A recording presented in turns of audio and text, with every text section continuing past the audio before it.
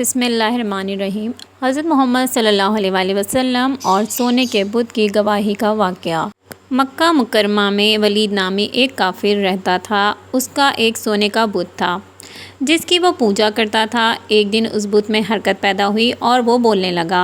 اس بت نے کہا، اے لوگو، محمد صلی اللہ علیہ وسلم معاذ اللہ کے رسول نہیں ہیں، ان کی ہرگز تصدیق نہ کرنا۔ ولید بڑا خوش ہوا اور باہر نکل کر اپنے دوستوں سے کہا، مبارک ہو، آج میرا بت بولا ہے اور صاف صاف اس نے کہا ہے کہ محمد صلی اللہ علیہ وسلم اللہ کے رسول نہیں ہیں۔ یہ سن کر لوگ اس کے گھر آئے تو دیکھا کہ واقعی اس کا بت یہ جملے دہرا رہا ہے۔ وہ لوگ بھی بہت خوش ہوئے اور دوسرے دن ایک عام اعلان کے ذریعے ولید کے گھر میں ایک بہت بڑا اجتماع ہو گیا تاکہ اس دن بھی وہ لوگ بت کے منہ سے وہی جملے سنیں۔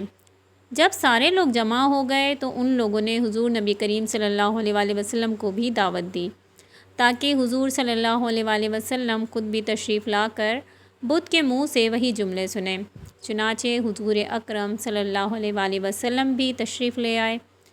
جب حضور صلی اللہ علیہ وسلم تشریف لائے تو بت بول اٹھا اور کہا، اے مکہ والو، خوب جان لو کہ محمد صلی اللہ علیہ وسلم اللہ کے سچے رسول ہیں، ان کا ارشاد سچا ہے اور ان کا دین برحق ہے۔ تم اور تمہارے بت جھوٹے، گمراہ اور گمراہ کرنے والے ہیں۔ اگر تم اس سچے رسول پر ایمان نہ لاؤ گے تو جہنم میں جاؤ گے۔ پس عقل مندی سے کام لو اور اس سچے رسول کی غلامی اختیار کر لو۔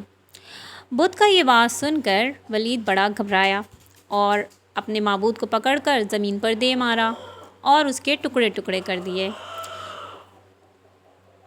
حضور صلی اللہ علیہ وسلم فاتحانہ طور پر واپس ہوئے تو راستے میں ایک گھڑ سوار جو سبز پوش تھا حضور صلی اللہ علیہ وسلم سے ملا۔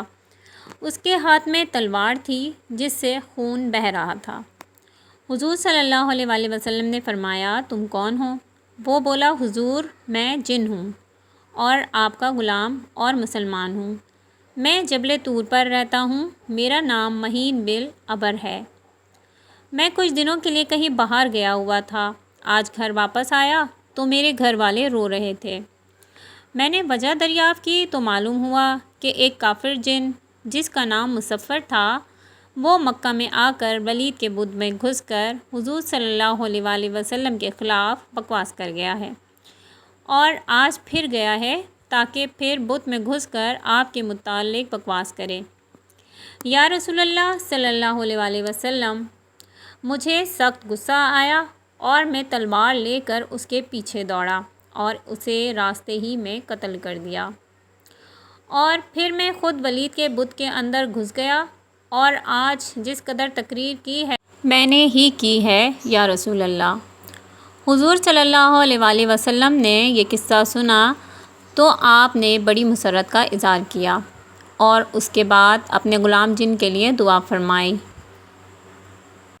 اب آپ کو دوسرا واقعہ سناتے ہیں، یہ بھی ایک بت سے ہی متعلق ہے۔ مکہ معظمہ کے گرد و نواح میں بہت سے بت کدے تھے، جن میں سب سے بڑا بت عزا کا تھا۔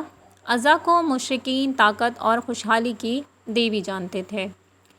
مشرکین پتھر کی اس لاچار دیوی کے حضور طاقت کے حصول اور مالی آسودگی حاصل کرنے کے لیے چڑھاوے چڑھاتے اور گڑ گڑاتے تھے۔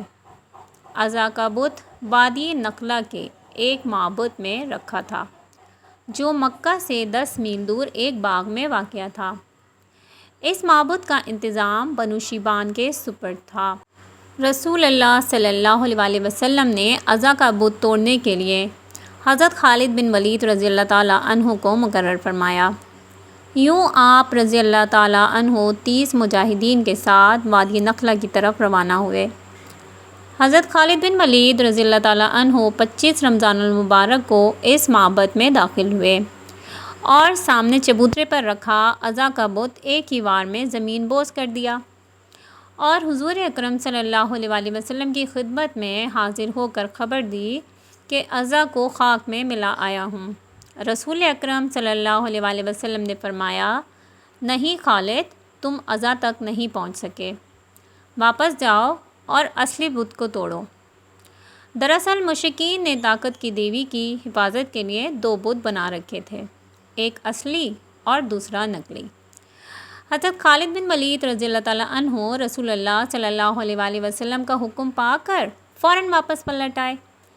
آپ کو واپس آتے دیکھ کر معبد کا پروہت داسیوں سمیت بھاگ گیا۔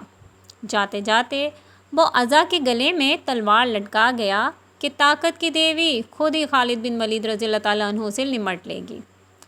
حضرت خالد رضی اللہ تعالیٰ عنہ عزا کے اصلی بت کو توڑنے کے لیے آگے بڑھے تو ایک لڑکی نے بازو پھیلا کر آپ رضی اللہ تعالیٰ عنہ کا راستہ روک لیا۔